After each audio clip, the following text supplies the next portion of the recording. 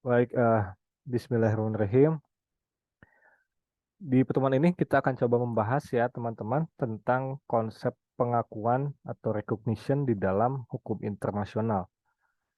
Konsep ini sebetulnya erat kaitannya dengan di pertemuan lalu ya kita pernah membahas tentang syarat-syarat pembentukan negara yang diatur di dalam Konvensi Montevideo, di mana kan salah satu syarat negara itu eksis adalah dia dapat melakukan hubungan dengan negara lain gitu ya. Kalau kalian masih ingat, itu adalah salah satu unsur di antara 4 unsur lainnya, kan gitu.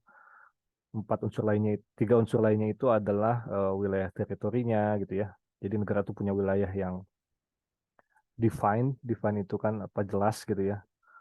Kemudian ada penduduknya gitu kan, penduduk yang tetap sehingga dia punya warga negara. Kemudian juga ada pemerintah gitu ya, khususnya pemerintah yang memang efektif menjalankan kekuasaan di negara itu. Di luar itu kan sifatnya bisa dikatakan internal gitu ya, 3 unsur yang awal tadi. Sedangkan ada unsur satu lagi yang disebut dengan apa itu dapat menjalankan hubungan dengan negara lain. Nah, ini kan sifatnya eksternal, mengandaikan adanya pihak lainnya itu gitu ya. Nah, konsep pengakuan tuh kita akan coba melihatnya atau erat kaitannya dengan pembahasan itu ya. Ini salah satu pengertian pengakuan yang diutarakan oleh ahli ya. Dia katakan bahwa pengakuan itu adalah unilateral act gitu ya. Unilateral act itu artinya tindakan sepihak. Kalau kalian masih ingat, tindakan sepihak itu bisa menjadi salah satu sumber HI gitu ya. Jadi bukan hanya perjanjian, kebiasaan internasional, prinsip-prinsip hukum umum, atau putusan pengadilan yang sifatnya katakanlah kolektif gitu ya. Ada pihaknya banyak. Kalau unilateral act itu kan sepihak, itu pun sebetulnya bisa menjadi salah satu sumber di dalam berbagai kesempatan ya. Misalnya dalam kaitan dengan hukum kebiasaan internasional, kita pernah mendengar istilah persistent objector gitu ya. Keberatan salah satu pihak ketika andaikan ada satu kebiasaan internasional dulu misalnya yang namanya laut teritorial itu cuma 3 mil gitu ya. Indonesia tiba-tiba mengklaim enggak, kita perairan kita itu negara kepulauan gitu kan. Jadi di antara pulau-pulau di Indonesia itu sekarang terhubung ya. Itu sebetulnya kan awalnya unilateral act, sepihak aja Indonesia gitu ya. Eh, Awalnya sih sebelumnya Filipina gitu.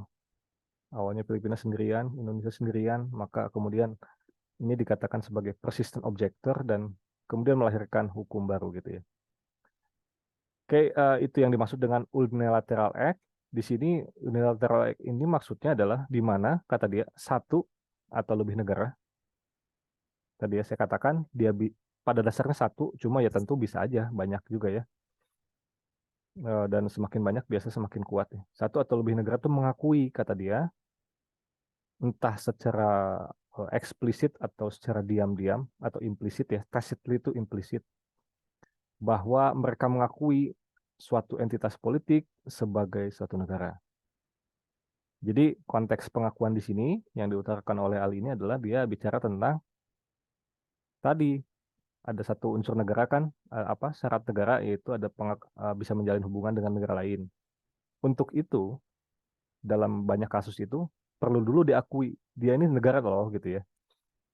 Itu yang dimaksud pengakuan ya gampangnya dalam konteks negara. Sebagai akibatnya, consequently katanya, mereka juga mengakui bahwa entiti atau entitas tersebut itu memiliki kepribadian hukum internasional sehingga dia dapat memiliki hak dan kewajiban dalam hukum internasional. Oke, jadi pengertiannya itu ya, pengakuan adalah tindakan unilateral dari satu atau lebih negara, baik secara eksplisit maupun implisit, dalam mengakui suatu entitas politik sebagai negara. Dan oleh karenanya, akibat hukum yang muncul adalah entitas negara tersebut dianggap sebagai sesuatu yang memiliki kepribadian hukum internasional atau dia dianggap sebagai subjek HI gitu ya. Sehingga dia punya dianggap punya hak dan kewajiban.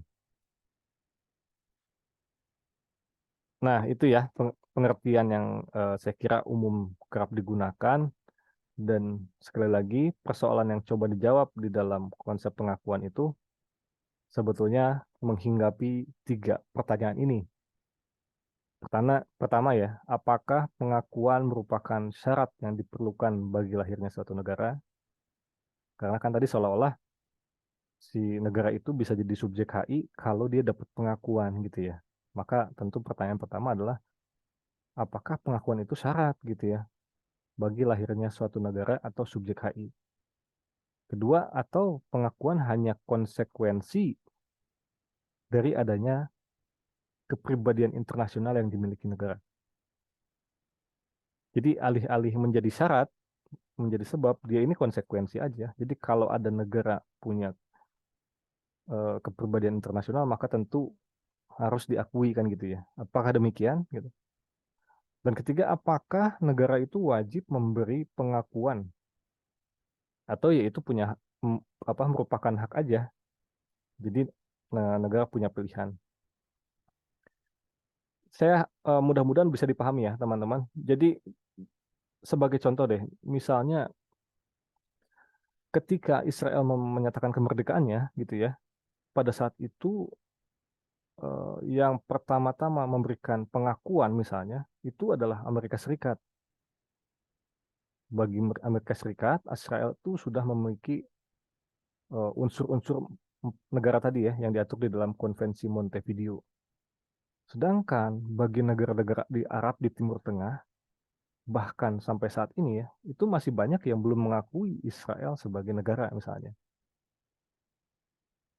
Itu contohnya ya, contoh kasus. Dan ini kan banyak peristiwa demikian tuh banyak terjadi ya. Nanti kita akan melihat Ceko misalnya, Yugoslavia, bagaimana dia memperoleh pengakuan sehingga dianggap subjek HI gitu ya. Dan lain sebagainya lah. Jadi persoalan itu di satu sisi merupakan persoalan hukum dan mengandaikan 3 pertanyaan ini gitu ya. Tapi di sisi lain itu memang tidak bisa kita pungkiri bahwa yang namanya konsep pengakuan ini itu erat kaitannya dengan persoalan politik ya. Ya kayak tadi lah persoalan Israel itu kan ya bagi negara-negara Arab Timur Tengah gitu ya. Ya Israel nggak punya wilayah gitu ya kira-kira kan gitu. Sedangkan buat Amerika Serikat yang memang mendukung mereka ya tentu langsung diakui. Bahkan nanti kita akan melihat ada yang disebut dengan pengakuan yang sifatnya itu prematur ya. Tapi bagaimanapun kasusnya, jadi ini pertanyaan kuncinya ya teman-teman. Jadi konteks pengakuan ini agar kalian memahami sebetulnya hendak menjawab 3 persoalan ini. Yang pertama, apakah pengakuan itu merupakan syarat yang diperlukan bagi lahirnya suatu negara? Kita tahu syarat lahirnya suatu negara kan cuma 4 ya, kalau kita merujuk kepada Konvensi Montevideo. Dari keempat itu nggak ada konsep pengakuan. Akan tetapi ada beberapa ahli gitu ya dan praktik di hukum internasional itu yang memberi catatan kepada unsur tadi yang saya katakan terakhir, yaitu dapat melakukan hubungan dengan negara lain. Kalau dapat melakukan hubungan dengan negara lain kan maka artinya dia harus diakui dulu ya sebagai negara kan gitu kira-kira. Jadi unsur keempat itu tuh ada penafsiran sehingga ada yang mengatakan rekognisi atau pengakuan itu masuk ke dalam unsur keempat. Gitu ya, ini pertanyaan kunci yang coba kita jawab di pertemuan ini. Nah, pertama saya perlu katakan sekali lagi, ini kalian sudah paham ya, di pertemuan awal, konteks munculnya pengakuan ini tidak dapat dipungkiri ya, karena diantaranya adalah struktur HI yang sifatnya itu koordinatif. Jangan lupa di dalam konteks hukum internasional, yang menjadi subjek utama kan negara ya. Di sana negara itu posisinya sederajat sama rata ya. Kita mengatakan negara adalah konsep yang berdaulat sehingga tidak ada tatanan atau lembaga yang lebih tinggi dari negara. Pada dasarnya demikian kan. Maka istilah legislatif, eksekutif, dan yudikatif yang kita kenal di dalam hukum nasional misalnya, itu tidak ada di dalam hukum internasional. Oleh karena tidak ada gitu ya, maka negaralah yang menentukan gitu. Sebagian berpandangan, kan negara subjek HI yang utama, berarti kan negara yang menentukan apakah sesuatu itu subjek HI gitu ya. Karena mereka yang paling berdaulat. Kalau di dalam hukum nasional tentu saja apa itu pengaturan mengenai hal itu siapa subjek hukum segala macam ya kita perujukannya ke dalam konstitusi yang kemudian dijabarkan lebih lanjut oleh ketiga trias politika ini kan gitu ya. Jadi pengakuan itu muncul pertama-tama karena persoalan struktur HI yang koordinatif menurut sebagian kalangan. Itu dulu ya, kenapa bisa muncul. Kedua, ya ada persoalan hukum dan politik yang memang tarik-menarik di dalam hukum internasional. Hukum internasional dalam konteks pengakuan itu erat kaitannya dengan elemen politik dalam arti bahwa negara itu bisa memilih di satu sisi ya, bisa memilih untuk mengakui atau tidak sesuatu itu negara gitu ya, atau pemerintahan itu eh, apa sah atau tidak gitu ya. Jadi sangat politis juga. Di sisi lain kita mengenal tadi Konvensi Montevideo, pendapat-pendapat para ahli nanti ya kita akan melihat bagaimana menurut sebagian ahli ya kalau suatu entitas itu udah memenuhi sebagai negara punya apa empat unsur tadi dia harus diakui misalnya sebagai eh, negara atau subjek HI gitu ya. Itu persoalan mendasar yang melahirkan masalah pengakuan. Nah, di dalam apa itu pembahasannya ya, kalau kalian membaca, maka persoalan pengakuan ini sebagaimana halnya konsep hubungan HI dan HN ya, yang pernah kita bahas di pertemuan sebelumnya, itu melahirkan dua pandangan lah. Pada dasarnya itu dua pandangan sebetulnya, yaitu pandangan atau teori konstitutif dan teori deklaratif. Sekalipun nanti ada sebagian ahli yang mengatakan ada loh jalan tengah di antara kedua itu, yang disebut dengan teori pemisah ya, dalam melihat persoalan pengakuan dan dalam menjawab tadi tiga pertanyaan kunci ya. Kita akan coba lihat satu-satu. Yang pertama, teori konstitutif ini tokoh-tokohnya pada dasarnya merupakan tokoh-tokoh positivis ya. Ada Oppenheim, Jelinek, Ancelotti, Hans Kelsen, Lauterpacht. Ini dia merupakan tokoh-tokoh positivisme sehingga saya katakan di sini basis mereka adalah positivisme hukum atau dengan mengacu kepada yang disebut dengan kehendak negara-negara. Maksudnya begini, tadi yang saya katakan bahwa negara itu dia adalah apa subjek yang paling utama, mereka yang paling berdaulat. Semuanya sama rata kedudukannya. Hukum internasional atau masyarakat internasional itu isinya adalah terutama negara-negara, gitu ya. Mereka berdaulat. Maka yang namanya hukum internasional itu dilahirkan oleh adanya kehendak negara-negara kan gitu ya kira-kira. Adanya perjanjian internasional, adanya hukum kebiasaan internasional, itu kan karena negara-negara melakukan sesuatu gitu ya. State practice dan opinio juris gitu kan. Atau bikin perjanjian. Maka hukum internasional itu lahir karena kehendak negara-negara. Nah, oleh karena katakanlah memang ini kan sangat Eropa sentris ya, negara-negara yang pertama kali merdeka kan negara dunia ke-1 atau negara di Eropa, Amerika gitu kan ya. Sedangkan negara dunia ketiga seperti Indonesia, India itu kan di bawah penjajahan lah ya.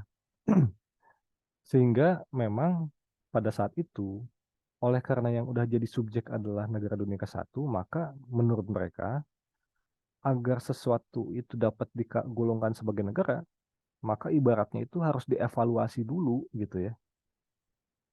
Sama mereka itu yang udah jadi negara, kan mereka pemain utamanya gitu kira-kira. Kan mereka yang melahirkan hukum internasional. Maka begitu ada satu entitas muncul dan dia mengklaim sebagai negara, menurut kelompok konstitutif, ya harus diakui dulu Oleh karena itu, klaimnya adalah ya jadi pengakuan itu adalah peristiwa hukum yang membentuk atau melahirkan kepribadian hukum internasional.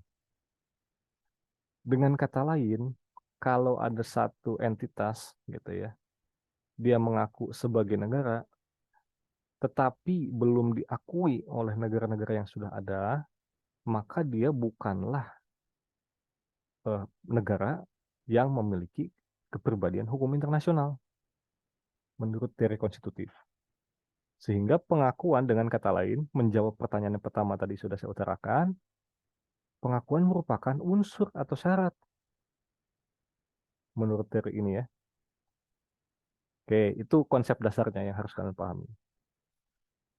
Oppenheim mengatakan bahwa pembentukan suatu negara baru itu adalah persoalan fakta, kata dia, dan bukan masalah hukum.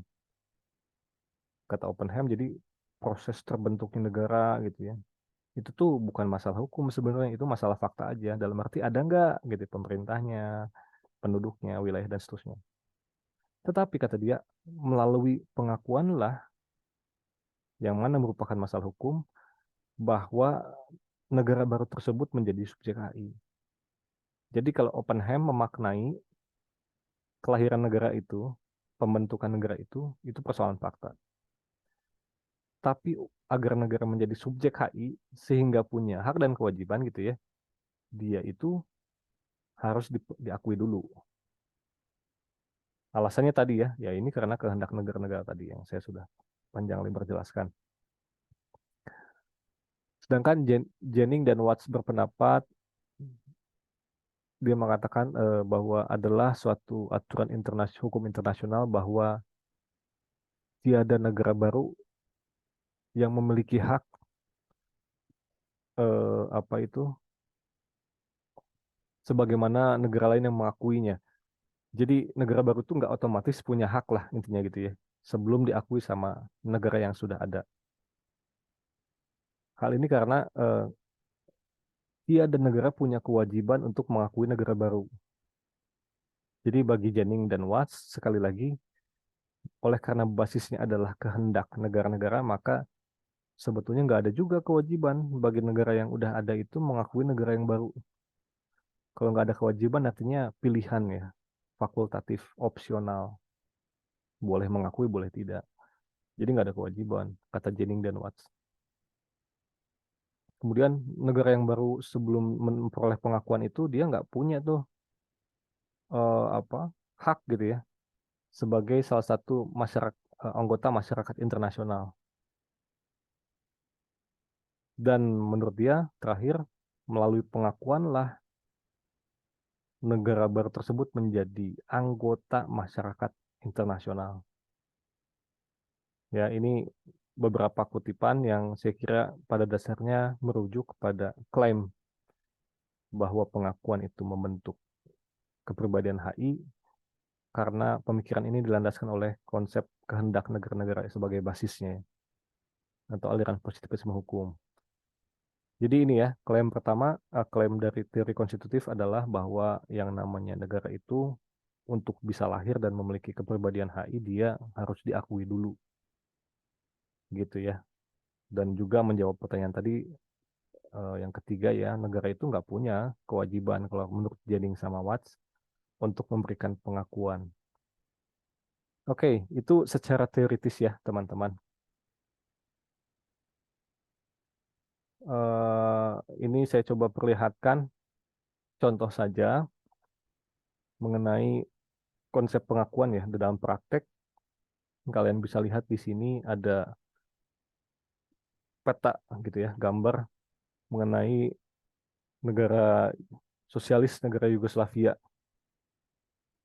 Jadi ini peristiwanya itu pada bulan Juni di tahun 91 ya, 1991. Slovenia dan Kroasia itu mendeklarasikan kemerdekaannya ya.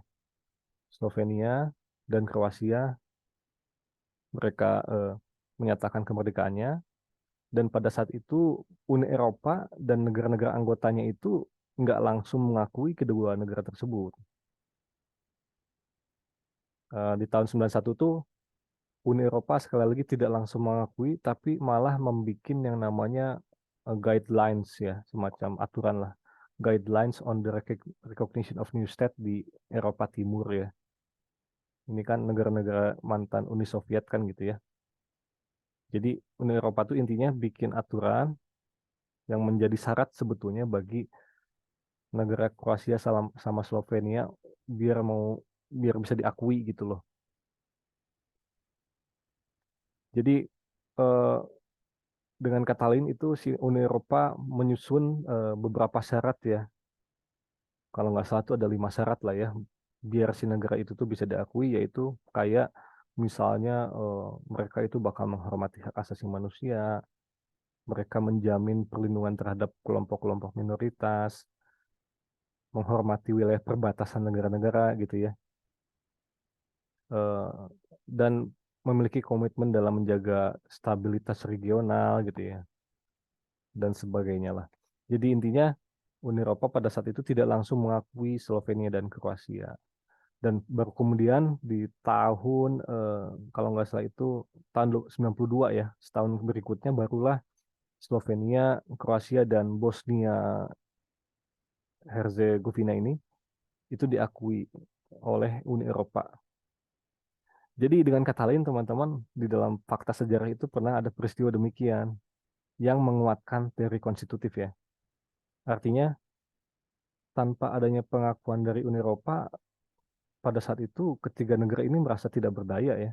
Dalam arti mereka bahkan tidak merasa sebagai negara. Itu sebabnya mereka itu berupaya mengikuti pedoman tadi yang dikeluarkan oleh Uni Eropa di tahun 91 dan barulah di tahun 92 itu memperoleh pengakuan gitu ya. Ini saya kira satu contoh yang kerap digunakan para sarjana untuk memperkuat eksistensi teori konstitutif gitu ya. Ini satu contoh. Tetapi kita lihat di slide berikutnya. Nah, ini beberapa persoalan atau masalah yang hinggap di dalam teori konstitutif. Pertama, kalau kalian membaca pasal 3 Montevideo tahun 93 ya,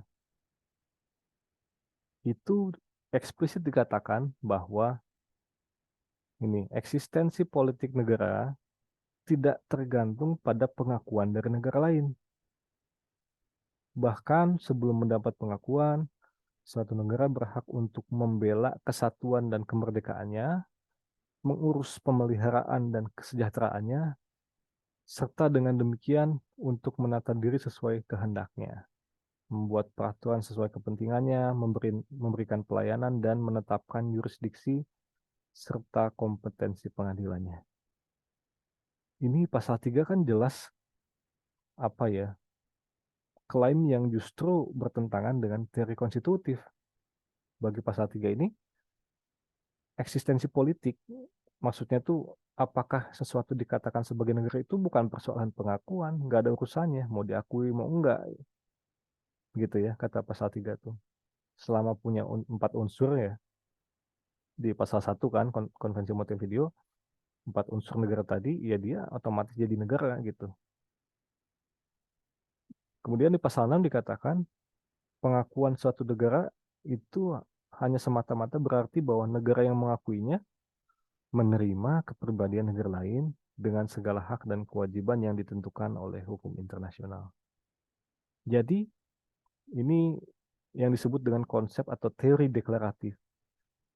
Jadi yang namanya pengakuan mah tadi akibat doang gitu, bukan syarat terlahirnya negara. Oleh karena ada negara, maka akibatnya diakui gitu ya. Akibat dari pengakuan apa? Ya tadi dia itu bisa menjalin hubungan dengan si pengakunya itu yang mengakui gitu ya. Ini persoalan yang saya kira serius ya, dalam arti eh, ini pasal loh gitu ya, perjanjian internasional gitu, sehingga teori konstitutif itu tentu saja didasarkan pada pendapat-pendapat para ahli dengan mengacu pada praktik, tetapi kan kita sebagai sarjana hukum internasional ya bisa sangat membantah klaim tersebut dengan pasal 3 dan pasal 6 ini. Misalnya contoh lain ya, Israel deh yang ya karena masih ramai ya sampai sekarang. Itu kan dia bahkan oleh Indonesia saja tidak diakui ya.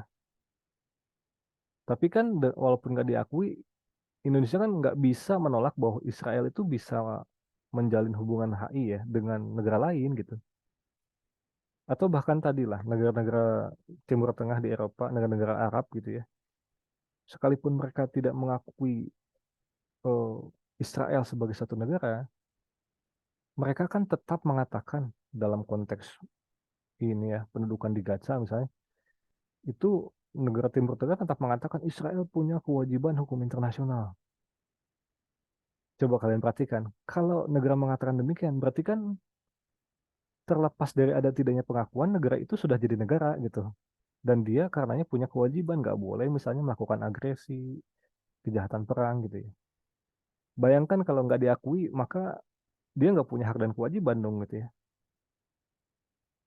Kira-kira itu ya apa contoh yang dapat membantah posisi teori konstitutif. Dan apalagi kalau kalian bayangkan bisa aneh juga ya. Maksudnya eh, kita sulit menjelaskan bahwa Israel misalnya dia nggak diakui sama Indonesia sama negara Arab di satu sisi. Oleh karena nggak diakui misalnya bukan subjek HI. Tapi di sisi lain dia punya hubungan dengan negara-negara Uni Eropa sebagai subjek HI. Kan ini gimana statusnya bingung ya. Nggak jelas lah gitu. Nah itu sebabnya ada yang disebut dengan teori deklaratif. Ini tokoh-tokohnya Brierly, James Crawford, dan mayoritas sarjana hukum internasional ya, atau international lawyer. Jadi memang tidak dapat dipungkiri dalam praktik dewasa ini eh, posisi dari teori deklaratif memang lebih kuat saya kira ya. Dan itu sebabnya dianut oleh mayoritas sarjana HI. Klaimnya tadi ya, dia mengatakan bahwa pengakuan itu tak memiliki akibat hukum untuk mengesahkan lahir negara. Negara yang telah ada secara de facto memiliki hak untuk diperlakukan layaknya negara, bahkan oleh negara-negara yang tidak mengakuinya kan gitu ya. Sekalipun nggak diakuin bukan berarti mereka bukan negara, nggak punya hak dan kewajiban. Cuma ya mungkin nggak punya hubungan diplomatik aja ya, kayak Indonesia sama Israel. Fungsi pengakuan menurut teori deklaratif adalah menerima sesuatu yang tadinya dianggap belum pasti sebagai fakta. Jadi dengan kata lain, pengakuan adalah tindakan politik semata. Brierly mengatakan bahwa negara itu dapat eksis, dapat ada gitu ya, tanpa melalui proses pengakuan, dan apabila dia faktanya ada gitu ya, apabila faktanya eksis, maka apakah dia sudah secara formal diakui atau tidak, ya dia tetap harus dia diperlakukan sebagai negara. Nah, ini kan memang ada tegangan ya. Di satu sisi negara itu nggak perlu pengakuan, tapi di sisi lain apabila sudah diakui maka harus diperlakukan sebagai layaknya negara. Maka kata Brierly, the better view is that the granting or recognition to a new state is not constitute tapi declaratory. Betul. Jadi lahirnya negara itu persoalan fakta gitu ya. Eh, pengakuan itu sifatnya deklaratory saja, politis dan tidak membuat dia memiliki subjek atau kepribadian hukum internasional gitu ya. Jadi sifatnya hanyalah akibat aja gitu ya.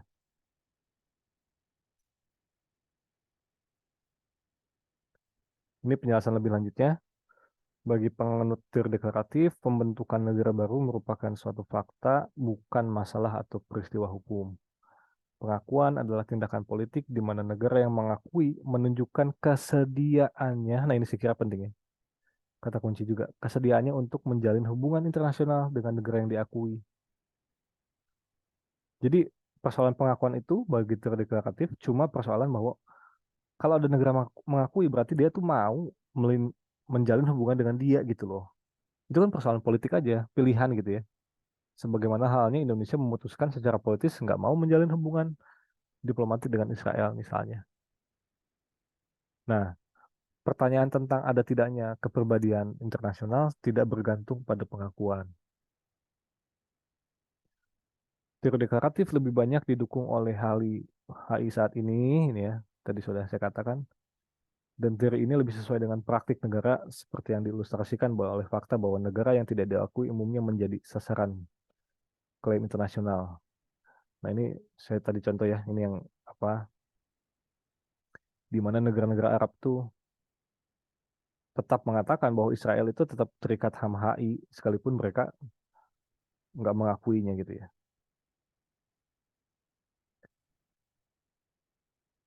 Terakhir ada juga teori pemisah atau jalan tengah. Ini tokohnya adalah Riviere ya, di mana dia mengatakan atau mengklaim bahwa ya mesti ada pemisahan antara persoalan kepribadian hukum satu negara dan kata dia pelaksanaan hak dan kewajiban dari pribadi hukum itu. Jadi untuk menjadi sebuah entitas yang memiliki kepribadian hukum internasional atau untuk menjadi subjek, suatu negara tidak memerlukan pengakuan menurut si Riviere ini ya. Dia cukup memenuhi unsur-unsur di dalam Konvensi Montevideo saja. Namun, agar pribadi hukum itu dapat melaksanakan hak dan kewajibannya dalam HI, maka diperlukan pengakuan, kata Riviere. Ini saya akan memberi catatan, teman-teman. Ini kan sebetulnya sama aja dengan teori deklaratif sih, sebetulnya ya. Kan persoalannya memang itu, gitu ya. Di satu sisi bahwa eksistensi negara itu ya bukan, nggak ada urusan dengan pengakuan, tapi kalau mau dilaksanain, kalau ini kan, kalau mau menjalin hubungan dengan negara lain, ya harus dapat pengakuan gitu ya. Harus ada kesepakatan gitu. Kemudian Rivière mengatakan pada hakikatnya menganggap pengakuan oleh negara-negara lain hanyalah suatu pembenaran dan persetujuan terhadap suatu hal yang telah terjadi, yang mulai saat itu mempunyai dasar hukum. Hal ini tidak berarti bahwa tanpa adanya pengakuan oleh negara lain, hak dan atribut yang telah dimiliki oleh negara tersebut menjadi hilang. Melainkan hanya setelah mendapat pengakuan, maka penggunaan hak tersebut menjadi terjamin. Hubungan politik yang teratur hanyalah dengan negara-negara yang saling mengakui. Ya, ini sekali lagi saya akan mengatakan sebenarnya teori jalan tengah ini nggak jalan tengah banget ya. Dalam arti deklaratif gitu. Karena persis posisi dari konsep deklaratif kan tadi ya. Persoalan eksistensi negara satu hal, persoalan menjalin hubungan dengan negara lain itu hal lain. Tapi ya katakanlah ada jalan tengah semacam itu ya teman-teman. Ini ilustrasinya ya, kalau teori pemisah, dia mencoba menjawab pertanyaan atau isu rekognisi ini dengan menjawab kedua hal secara terpisah ya. Persoalan kepribadian HI, ini persoalan yang diatur dalam Konvensi Montevideo. Nah, persoalan pelaksanaan hak dan kewajiban ini barulah kesepakatan di antara negara-negara apakah mau mengakui atau tidak. Untuk Indonesia bikin hubungan dengan Israel, ya tentu Indonesia harus mengakui dulu Israel misalnya sebagai negara. Lalu kemudian bisa menjalin hubungan diplomatik. Kalau udah ada hubungan diplomatik, maka tentu perjanjian lainnya bisa terlaksana gitu ya. Mau di bidang ekonomi apapun itu. Oke, itu ya. Tetapi Pak, saya ingin bertanya, Pak. ya, gimana? Izin, Pak, mau bertanya. Silakan. Walaupun sebenarnya tadi saya mau settingnya di akhir ya, tapi nggak apa-apa lah sok daripada lupa. Sok. Takut lupa, Pak. Nah, tadi kan di situ negara yang memiliki, negara yang tidak memiliki pengakuan, dia Mm-mm. tetap menjadi subjek hukum internasional kan, Pak?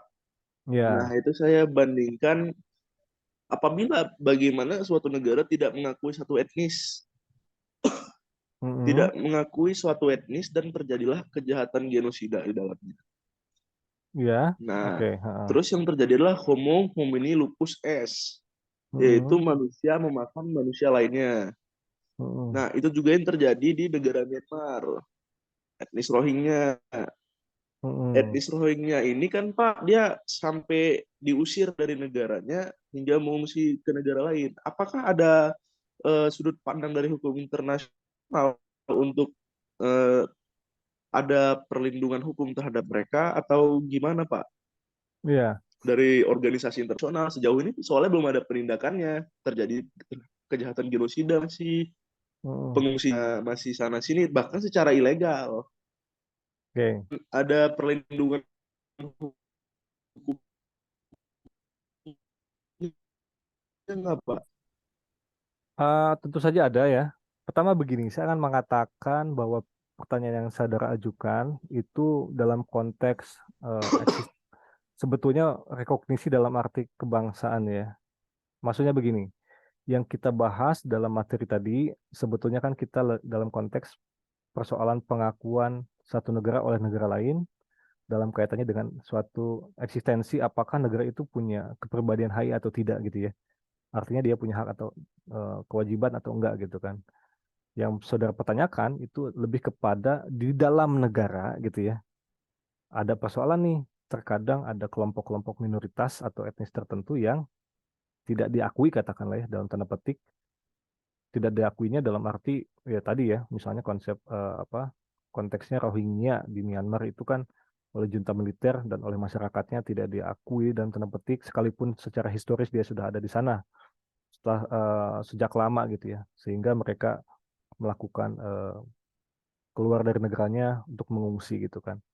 Jadi pertama perlu dipahami bahwa yang kita bicarakan hari ini tidak membahas ke sana sebetulnya ya, Akmal ya. Konteks pengakuan di sini adalah antar negara, bukan persoalan bangsa. Oke, tapi tadi menjawab pertanyaan Akmal, apakah bagaimana posisi HI terhadap hal itu ya? Tentu saja kita bisa membanyak dari banyak aspek. Pertama misalnya di dalam konsep negara itu negara memiliki kewajiban-kewajiban gitu ya. Jadi artinya kalau ada suatu negara maka dia itu punya kewajiban yang melekat di dalam dirinya. Misalnya saja di antaranya adalah dalam memberikan perlindungan hak asasi manusia. Jadi tatkala negara lahir, maka negara sebagai entitas publik memiliki kewajiban untuk melindungi kelompok-kelompok privat gitu ya, atau kelompok non publik. Kelompok privat adalah individu-individu termasuk tadi kelompok minoritas. Jadi kesimpulannya dari dimensi hak asasi manusia, negara atau pemerintahan yang efektif bukan hanya negara sebetulnya ya. Kita bisa membayangkan yaitu junta militer di Myanmar, kemudian kelompok-kelompok apa itu beligeran misalnya seperti halnya ISIS dan lain sebagainya ketika dia memerintah satu wilayah dan dia punya kontrol efektif, maka otomatis berdasarkan HI dia itu punya kewajiban untuk melindungi hak asasi manusia. Persoalan dia tidak melindungi dalam praktek memang itu pelanggarannya gitu ya. Harus clear dulu. Jadi di satu sisi punya kewajiban ada, tapi memang kerap kali tidak dilaksanakan. Itu satu. Jadi kita bisa menjawab dari dimensi HAM, negara itu punya kewajiban hak asasi manusia apabila dia memiliki kendali efektif di dalam satu wilayah. Kedua, kita bisa juga masuk lewat hukum pidana internasional. Kita eh, mungkin saya bahas sedikit ya, atau kalian belum mengambil ya mata kuliah hukum pidana internasional, saya nggak tahu. Tetapi yang pasti adalah ada beberapa kejahatan-kejahatan yang sifatnya itu jus cogens, sehingga sekalipun negara itu katakanlah belum mengikatkan diri pada Statuta Roma yang menjadi basis bagi penindakan hukum pidana internasional, tapi apabila dikatakan tadi melakukan kejahatan genosida, kejahatan genosida itu eh, semua negara itu dilarang. Kan asumsi dasarnya seolah-olah ya, karena saya belum mengikatkan diri pada Statuta Roma, maka saya nggak terikat wajib untuk tidak melakukan genosida. Misalnya argumennya demikian. Tidak bisa karena status dari kejahatan genosida itu sudah mencapai jus cogens ya. Dengan kata lain, itu menjadi kewajiban negara-negara di dunia sekalipun mereka belum pernah mengikatkan diri pada Statuta Roma.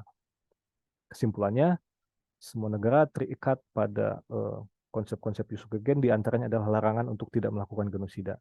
Dan apabila melakukan genosida, maka implikasinya dia bisa diadili di Mahkamah Pidana Internasional, misalnya gitu ya. Tentu itu kita akan dihadapkan dengan persoalan jurisdiksi gitu kan. Apakah ada negara yang mengklaim jurisdiksi universal atau tidak? Apakah di peristiwa terjadinya si pidana internasional itu eh, pada negara yang telah mengikatkan diri pada Statuta Roma atau tidak dan seterusnya ya. Itu persoalan lain memang. Sekali lagi persoalan penegakan ini memang menjadi isu besar di dalam hukum internasional karena sifatnya koordinatif. Kemudian persoalan bangsa ya. Jadi gini, persoalan bangsa memang itu menarik ya teman-teman. Gini, kalau kita mencoba memahami secara harfiah aja deh, secara definitif aja. Yang dimaksud dengan bangsa itu apaan sih gitu ya? Itu kalau kalian mengikuti sejarah atau kajian-kajian sosial politik itu akan menjadi sangat kabur. Contoh sederhana, Indonesia ketika mengklaim kemerdekaannya di tahun 45, itu kan sekurang-kurangnya ada tiga pandangan ya mengenai apa yang dimaksud dengan bangsa Indonesia. Maksudnya gini kan, faktanya kan masyarakat Indonesia itu majemuk ya, ras, bahasa, agama, segala macam beda-beda ya. Bahkan ya katakanlah ada kategori suku di dalamnya gitu ya. Ada orang Sunda, Jawa, segala macam, ada orang Batak dan seterusnya. Tapi bayangkan, apa yang dimaksud dengan Indonesia? Nah itu kan orang itu berdebat, berbeda pandangan di situ ya. Antara sekurang-kurangnya Soekarno, kemudian Hatta gitu ya, dan Supomo. Soekarno mengatakan ya Sabang Merauke gitu ya. Kalau Muhammad Hatta, kalau kalian membaca di dalam literatur sejarah, itu dia mengatakan Papua nggak masuk misalnya. Ya karena beda segala macam ya, secara historis maupun secara etnis dan seterusnya. Dalam arti dia tuh gini, bukan dalam arti rasis, tetapi justru ingin memberi ruang kepada masyarakat bangsa-bangsa Papua untuk nggak dipaksa join ke Indonesia gitu ya. Kira-kira gitu Pak Muhammad Hatta. Kemudian sebaliknya tadi kan Soekarno dia mengklaim dia pun mereka pun masuk lah gitu ya sebagai bangsa Indonesia. Tetapi ada pula eh, pandangan yang bahkan lebih luas dari itu ya. Kalau nggak salah Supomo ya, yang mengklaim bahwa Indonesia ini sampai Melayu gitu kan dan seterusnya. Sekali lagi mereka itu dilandasi oleh pemikiran atau perbedaan persepsi tentang apa itu bangsa. Jadi gini, saya ingin katakan bahwa konsep bangsa itu memang kabur ya. Pertama itulah. Kedua memang ya persoalan persekusi ya. Persoalan persekusi, genosida dan seterusnya memang menjadi isu besar bahkan sampai sekarang. Yang contoh terakhir adalah pengusir Rohingya. Dan ini mungkin menjawab juga tadi ya, apa yang bisa dilakukan oleh HI. Misalnya dalam konteks ketika pengungsi masuk ke Aceh gitu kan ya. Banyak berita tentang bagaimana perilaku apa pengungsi Rohingya di Aceh yang ternyata hoax ya. Kalian hati-hati sekarang banyak sekali apa itu riset yang mengatakan menyimpulkan bahwa banyak sekali fabrikasi mengenai perilaku Rohingya yang sebetulnya itu di framing ya. Saya akan sangat menyarankan membaca berita itu apa hasil investigasi lah, reportase yang ilmiah gitu ya yang dapat dipertanggungjawabkan, jangan sepotong-sepotong karena sekarang ini lagi ramai sekali kan pemberitaan tentang perilaku-perilaku bangsa Rohingya yang dinilai seenak-enaknya lah gitu ya. Itu banyak hoaxnya kalian kalau baca ya. Kalau kalian teliti gitu. Eh, Persoalannya begini. Dalam konteks pengungsi internasional, di dalam hukum internasional itu ada prinsip namanya non-refoulement ya. Jadi ketika masuk ke Indonesia, berdasarkan hukum internasional, negara Indonesia itu nggak boleh membalikan membalikan pengungsi yang apabila dalam peristiwa itu tuh diduga kalau pulang lagi mereka bakal dipersekusi. Itu prinsip di dalam hukum pengungsi internasional yang statusnya sudah menjadi kebiasaan internasional. Kan di Indonesia isunya seolah Indonesia itu punya hak untuk memulangkan mereka. Nggak boleh gitu. Berdasarkan hukum internasional itu nggak boleh. Ada prinsip non-refoulement. Persoalan bahwa ada sebagian warga, katakanlah masyarakat Aceh yang mengusir, justru negara harus menengahi, harus memberitahu, nggak boleh kita mengusir gitu ya. Kalau dari perspektif HI, gitu kan. Tetapi tentu ini persoalan yang rumit sekali. Eh, Persoalan Aceh itu apa? Persoalan Rohingya di Aceh itu memang ada kaitan juga dengan kecemburuan sosial.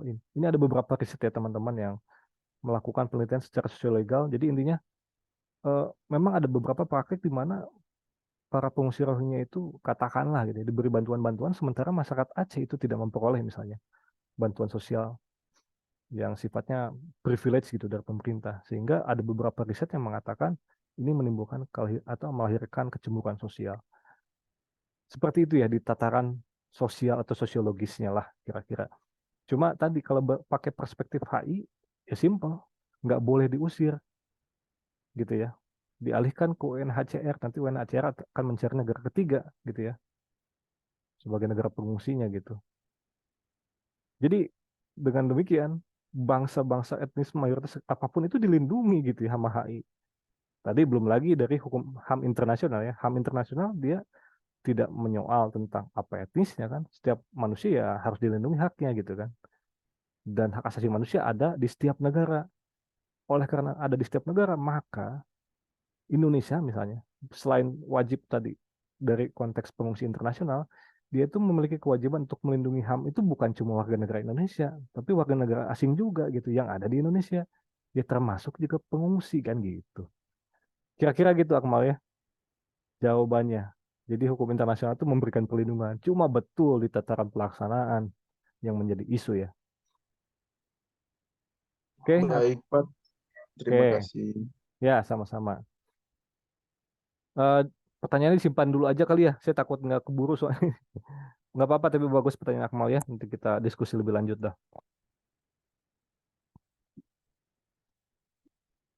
Oke, sebentar ya. Oh, sebentar. Saya mau ambil barang dulu ya, teman-teman.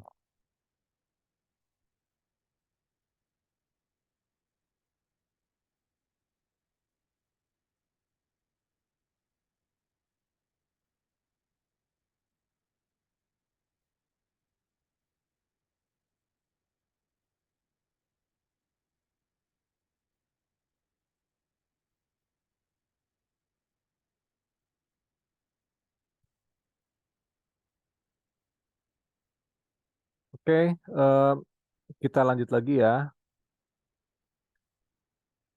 Ini sudah tidak dibahas tadi ya. Bentar. Nah, ini saya lanjut lagi. Ada konsep yang sifatnya justru berbeda ya dengan teori deklaratif maupun konstitutif, yaitu konsep atau doktrin non-pengakuan.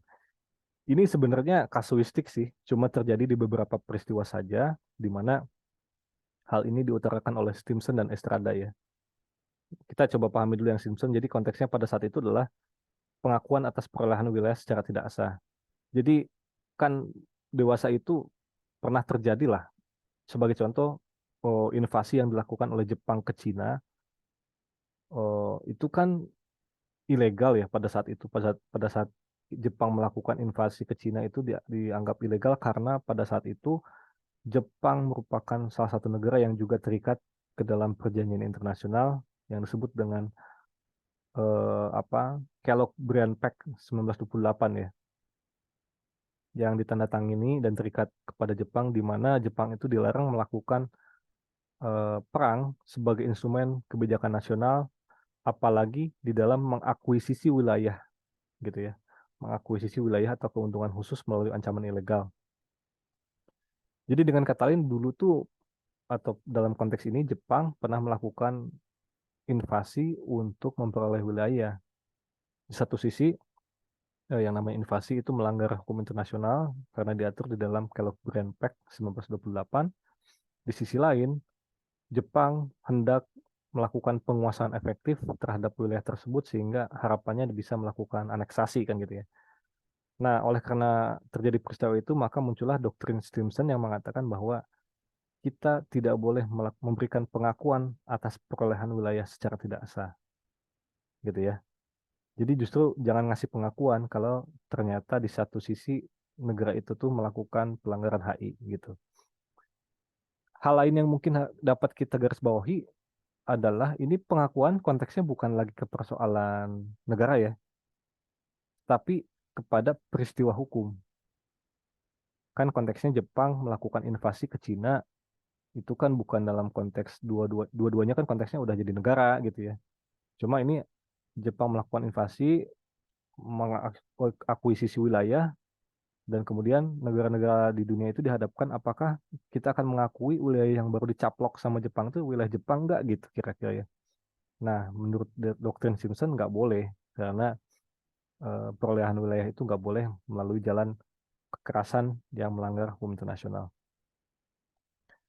Kalau apa ya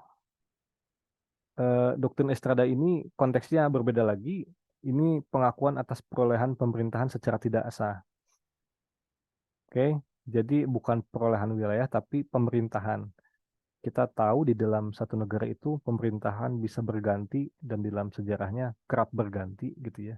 Sebagaimana halnya contoh tadi disebut mengenai konteks di Myanmar, saat ini junta militer yang menguasai pemerintahan. Setelah sebelumnya dijalankan oleh pemerintahan yang demokratis katakanlah ya, oleh Aung San Suu Kyi kan gitu. Eh, jadi ada pemerolehan pemerintahan itu kan bisa macam-macam caranya, bisa melalui pemilu kayak di Indonesia misalnya, bisa juga misalnya kudeta gitu kan, revolusi dan sebagainya, atau bahkan melalui terorisme katakanlah. Nah itu kan dengan kata lain dalam peristiwa seperti itu kita membayangkan sekurang-kurangnya ada dua cara pemerintahan itu berganti, yaitu cara yang legal gitu katakanlah ya, melalui pemilihan secara eh, apa partisipatif, atau cara yang ilegal gitu ya, sehingga pemerintahan itu diperoleh secara tidak sah.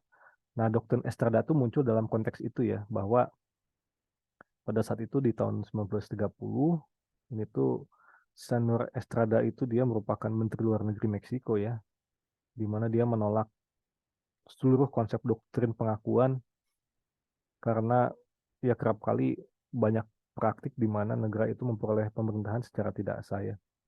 Jadi dengan kata lain, kata Estrada ya kita nggak punya kewajiban untuk memberikan pengakuan gitu ya, terhadap pemerintahan-pemerintahan yang demikian. Ini ya beberapa konsep pengakuan yang sebetulnya diarahkan tidak lagi kepada negara, melainkan kepada wilayah dan pemerintahan yang tidak sah terutama di sini. Dan sifatnya itu non pengakuan. Dengan kata lain, seruan dari kedua sarjana ini justru hendak memberitahu kepada negara lain kalau peristiwa yang demikian kita jangan mengakui gitu ya. Oke, berikutnya ini ada jenis-jenis pengakuan. Jadi pengakuan itu teman-teman biasanya di dalam praktik ada dua hal ya, yaitu yang sifatnya de facto dan de jure. Eh, Terkadang, jadi intinya kalau pengakuan de facto itu pengakuan yang sementara lah gitu ya. Pengakuan sementara yang diberikan oleh negara karena di satu sisi secara faktanya ada satu kekuatan yang menjadi pemerintahnya misalnya gitu ya. Misalnya Inggris itu pernah mengakui pemerintahan Soviet itu secara de facto di tahun 1921, tetapi baru mengakui secara de jure gitu ya di tahun 1924. Jadi maksudnya adalah kenapa de facto dulu? Jadi ada keraguan bagi negara yang memberi pengakuan bahwa pemerintahan tersebut dapat berjalan gitu ya, dapat melanggengkan dirinya gitu ya. Nah, apabila terbukti lama barulah bisa dikasih pengakuan yang sifatnya de jure. Kemudian contoh lain apa ya? Hmm, Misalnya waktu itu pernah terjadi eh, perang saudara ya di Spanyol lah, di mana di satu sisi ada pemerintahan itu dijalankan oleh republik ya, yang diakui sebagai oleh negara-negara di dunia sebagai pemerintah yang secara de jure berkuasa. Tetapi dalam konteks perang saudara itu, satu sisi ada republik nih, di sisi lain ada pemerintahan nasionalis gitu ya namanya, yang dipimpin oleh si Jenderal Franco. Nah, dalam beberapa peristiwa, si Jenderal Franco ini dengan pemerintahan nasionalisnya itu berhasil memiliki penguasaan yang efektif di Spanyol. Jadi awalnya tadi republik ya, tapi kemudian jadi si pemerintah nasionalis. Maka negara di dunia itu memberikan pengakuan de facto kepada si pemerintah nasionalis gitu ya. Dan kemudian pada akhirnya pemerintahan nasionalis itu memperoleh pengakuan de jure gitu ya. Mudah-mudahan dipahami. Jadi sekali lagi gampangnya kalau de facto, sementara de jure ini negara udah yakin bahwa oh ini bakal berlangsung lama ya. Tapi tadi ya di dalam kasus perang saudara di Spanyol memang bisa terbalik-balik dalam arti pemerintah republik dulu yang udah lama berkuasa sehingga dia diberikan pengakuan de jure, tetapi kemudian timbul perang saudara dan kemudian ada satu kekuatan yang disebut dengan pemerintahan nasionalis berhasil memiliki pemerintahan gitu ya, menjalankan pemerintahan secara lebih efektif sehingga dialah yang dianggap sebagai pemerintahan secara de facto dan pada akhirnya de jure menggantikan pemerintahan republik. Eh, Sekali lagi, jadi kalau pengakuan secara de jure itu sifatnya final, sedangkan kalau de facto itu sementara dan dapat ditarik kembali. Tetapi ada sebagian sarjana, teman-teman, yang mengatakan pemilahan kayak gini tuh belum jelas gitu ya kadang-kadang. Dan sebenarnya nggak penting-penting banget lah gitu loh ya. Tidak terlalu penting, terutama dalam praktek dewasa ini ya. Ya ini penjelasan lebih lanjut ya mengenai hal yang tadi sudah saya jabarkan. Eh, Dikatakan ini sebagai tambahan saja, pengakuan de facto berarti bahwa menurut negara yang mengakui untuk sementara gitu ya, negara atau pemerintah yang diakui telah memenuhi syarat berdasarkan fakta. Oleh karena itu, bertahan atau tidaknya pengakuan ini tergantung pada fakta itu sendiri. Apakah fakta itu bisa bertahan atau tidak? Tadi ya, Uni Soviet diakui oleh Inggris di tahun 91. Maka eh, persoalannya dia bisa memperoleh status de jure itu gimana faktanya gitu ya. Dengan demikian, pengakuan ini sifatnya sementara karena sifatnya hanya memberikan pengakuan terhadap suatu fakta, maka pengakuan ini tidak perlu mempersoalkan sah atau tidaknya pihak yang diakui itu. Nah, ini menarik ya.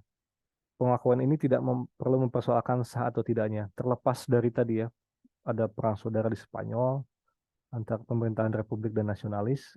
Terlepas dari apakah pemerintahan nasionalis ini melalui jalan-jalan yang sah secara hukum, ya tapi kalau faktanya dia memang menguasai, yaitu fakta. Sebagaimana halnya junta militer di Myanmar, faktanya mereka menguasai pemerintahan sekarang ini ya, karena dikudeta pemimpinnya. Maka buat beberapa negara, ya itulah pemerintahan de facto-nya gitu kan, kira-kira gitu ya.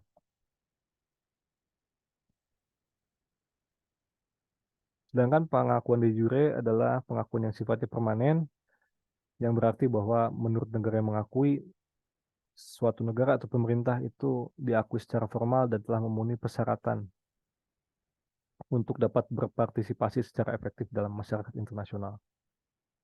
Pengakuan ini diberikan apabila negara yang akan memberikan pengakuan itu sudah yakin betul katanya bahwa dia bisa bertahan. Oleh karena itu, nah ini prakteknya ya, biasanya suatu negara akan memberikan pengakuan de facto dulu, baru kemudian de jure. Tapi nggak selalu gitu ya. Bisa saja satu negara tanpa melalui pemberian pengakuan de facto langsung memberikan pengakuan de jure. Tetapi dalam praktek, pengakuan de jure yang sifatnya langsung itu bisa diberikan kalau umumnya memenuhi beberapa syarat, misalnya bahwa eh, ada syarat-syarat yang sifatnya normatif ya, yang substantif, yaitu ya misalnya penguasa di negara baru itu benar-benar menguasai secara formal maupun substansial di wilayah dan rakyatnya itu berada di bawah kekuasaannya. Kemudian rakyatnya juga sebagian besar mengakui dan menerima penguasa baru itu, dan biasanya tuh unsur lainnya adalah si pemerintahan tersebut bersedia untuk menghormati hukum internasional gitu ya. Baru nanti dikasih pengakuan di jure.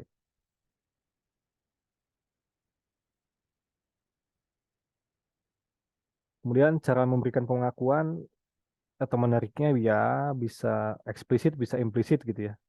Bisa terekspresi, bisa tacit gitu ya. Tacit itu tadi implisit, diam-diam atau secara tidak langsung.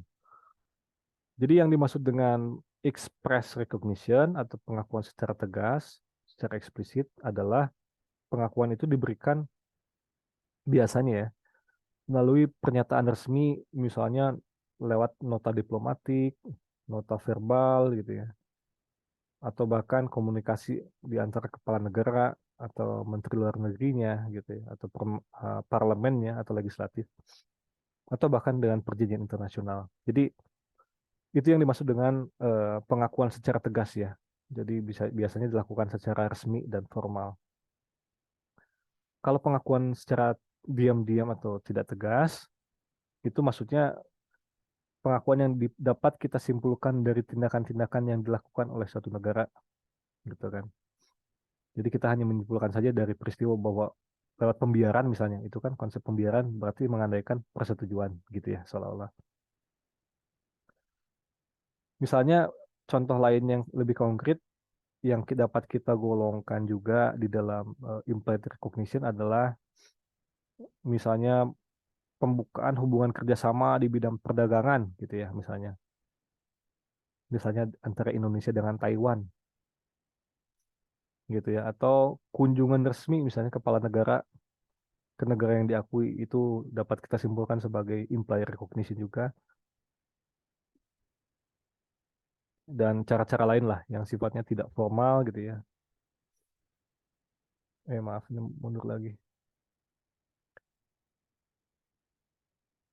Jadi em, ini slide terakhir saja.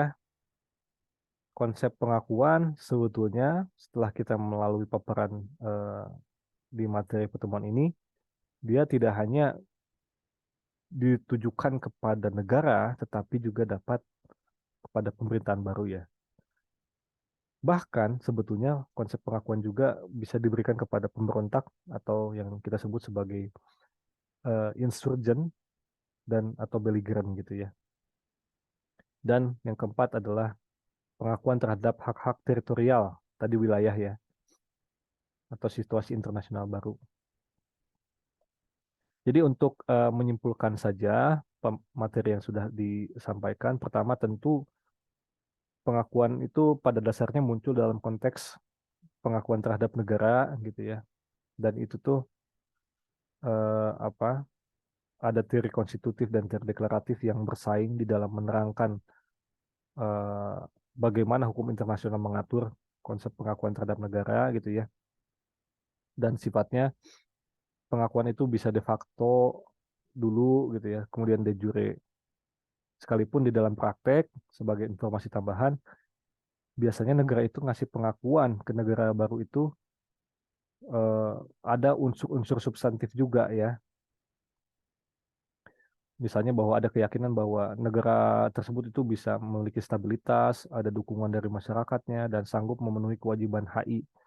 Biasanya itu syarat yang menjadi substansi bagi pengakuan gitu ya, pemberian pengakuan.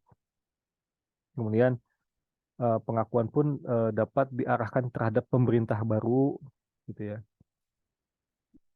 Jadi sekali lagi kita harus memisahkan antara pengakuan terhadap negara dan pengakuan terhadap pemerintahnya yang berkuasa. Contohnya tadi ya, junta militer di Myanmar misalnya, yang memang secara de facto dia menguasai pemerintahan di Myanmar. Kemudian ada pula pengakuan terhadap pemberontak atau belligerency. Jadi kan di dalam suatu negara itu bisa jadi terdapat beberapa kelompok yang ingin memisahkan diri dari negara tersebut gitu ya. Dan itu bisa memperoleh status sebagai belligerent dan dapat diakui gitu ya, sebagai belligerent. Dan kalau diakui dia maka terikat dengan kewajiban-kewajiban HI gitu ya. Apabila dia memenuhi beberapa syarat lah, itu banyak ya. Ya tadi di antaranya adalah dia memiliki kontrol terhadap sebagian wilayah yang dikuasainya, kemudian apa kelompoknya terorganisir dengan baik, kemudian kelompoknya itu memperoleh dukungan dari masyarakatnya gitu ya. Dia dapat diakui sebagai kelompok pemberontak atau belligerency. Kemudian yang terakhir itu mengenai pengakuan hak-hak teritorial. Tadi ya contohnya si doktrin Stimson tadi, di mana Jepang pada saat melakukan invasi ke Cina, itu dia mencoba melakukan akuisisi atau menganeksasi gitu ya wilayah tertentu, tapi kemudian itu nggak diakui sebagai perolehan wilayah yang sah, sehingga tidak diberikan pengakuan. Saya kira itu ya teman-teman apa materi yang dapat saya sampaikan di pertemuan ini. Mudah-mudahan apa dapat menambah ilmu dan kita bisa apa perjalanan lebih lanjut di sesi diskusi ya. Silahkan teman-teman kalau ada yang ingin bertanya.